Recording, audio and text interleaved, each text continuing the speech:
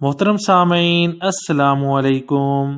گھریلو استعمال کے دیسی ٹوٹکے۔ نمبر 1 پر ہے برتنوں کی صفائی۔ برتن کو پہلے پانی سے صاف کر لیں۔ جب اس پر سے چکنائی دور ہو جائے تو اس کے ساتھ باتھ سوپ کا استعمال کریں۔ یہ باتھ سوپ کسی بھی کمپنی کا ہو، کسی شیمپو، سرف یا دیسی صابن کا استعمال ہرگز نہ کریں۔ اب اسٹیل وول پر تھوڑا سا صابن لگا کر برتن پر ملنا شروع کریں۔ جیسے جیسے آپ رگڑتے جائیں گے برتن اس قدر چمکتا جائے گا جیسے ابھی بازار سے خریدا گیا ہو۔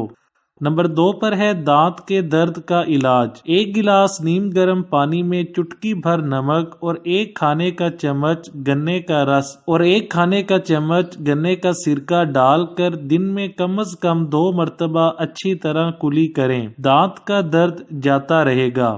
نمبر 3 پر ہے بادام تازہ رکھیں۔ بادام کو چند سال تک بالکل تازہ رکھنے کے لیے تقریباً 1 کھانے کا چمچ چینی اس برتن میں ڈال دیں جس میں بادام رکھے ہوئے ہیں۔ بادام بالکل تازہ رہیں گے۔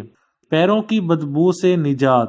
1 عدد گول بینگن کو 4 حصوں میں برابر تقسیم کر کے ایک دیگچی میں 1 کلو پانی میں ابال لیں۔ جب پانی نیم گرم رہ جائے تو اس سے دونوں پیر دھو لیں۔ 1 دفعہ عمل کرنے سے 1 سال تک پیروں سے بدبو نہیں آئے گی۔ اگر اس عمل کو 1 ہفتہ پابندی سے کریں تو پیروں کی بدبو ہمیشہ کے لیے ختم ہو جائے گی۔